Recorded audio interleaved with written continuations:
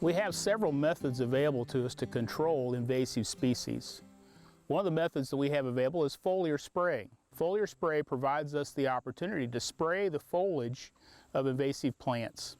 This allows us to treat large areas relatively economically and efficiently with herbicide, and also to do spot applications of individual invasive species that may be found in groups of native plants. Several invasive species are relatively easily controlled and effectively controlled with foliar sprays. Asian bush honeysuckle is an excellent example of that. Asian bush honeysuckle can be relatively effectively controlled with applications of glyphosate as a foliar spray during the growing season. Some species are not quite so easy to control with foliar applications.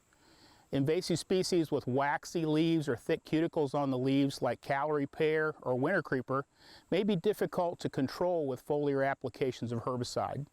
In some cases, we can add surfactants or penetrants like oils to our herbicide mix to provide more efficacy in the applications and penetrate the herbicide into the leaf surface.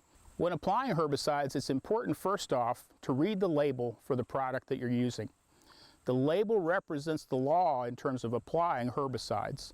Your options for equipment to use when foliar application of herbicides is done is quite broad. Everything from a hand bottle sprayer or squirt bottle to a large tractor-pulled sprayer are options depending on the characteristics of your site and the materials you wish to control. In many cases for forest and wildlife applications, we're using either a handheld squirt bottle or a backpack sprayer. As these can be carried by a person into the woods, we don't need trails or road access to utilize this equipment. In situations where we have many different plants to control or large areas to cover, a UTV or ATV carried sprayer with a larger water tank and perhaps a reel hose that can be pulled out into the forest provides a good option for efficient control in large areas.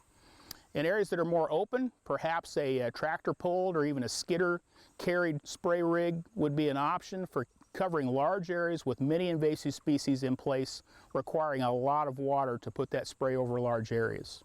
The consideration for any type of control is to look at the area to be controlled, the size of the plants, and your capacity with the equipment you have, and adapt that to the applications you need to do.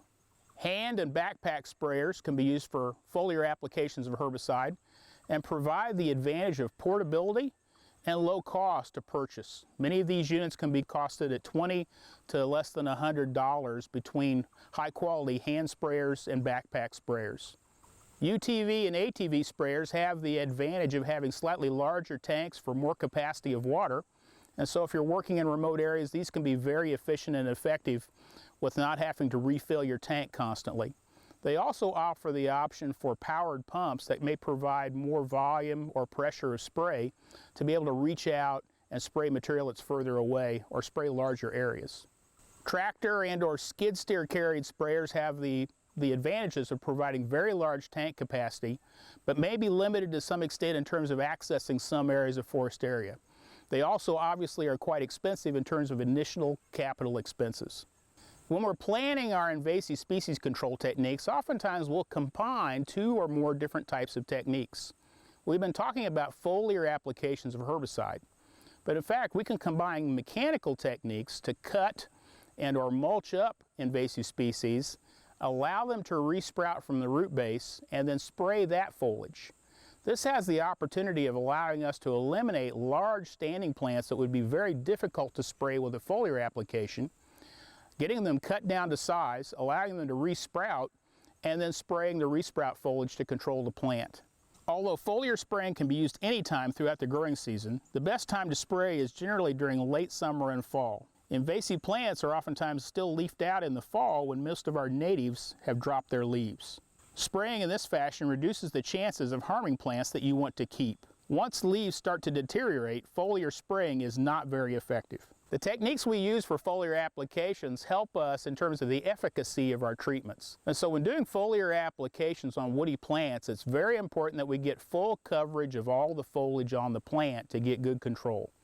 This involves making sure we cover all of the leaf area and that it all is sprayed with our foliar application to the point of wetness, but not complete runoff on the ground.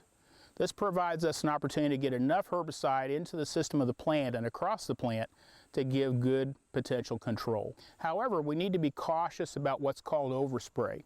This is where when we're spraying our invasive species, we actually accidentally get the herbicide onto native plants. And in many cases, these herbicides will also damage the native plants. So being cautious with our applications and targeting our applications will help us avoid that problem in the landscape. Foliar applications provide us an effective and efficient technique of controlling invasive species.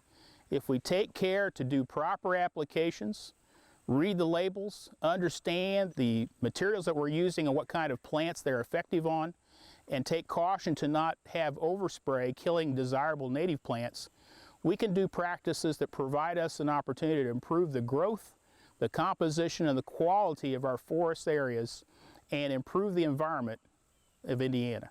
If you're looking for additional information on woodland stewardship issues, be sure to check out the other videos in this series. Thanks for joining us for this video.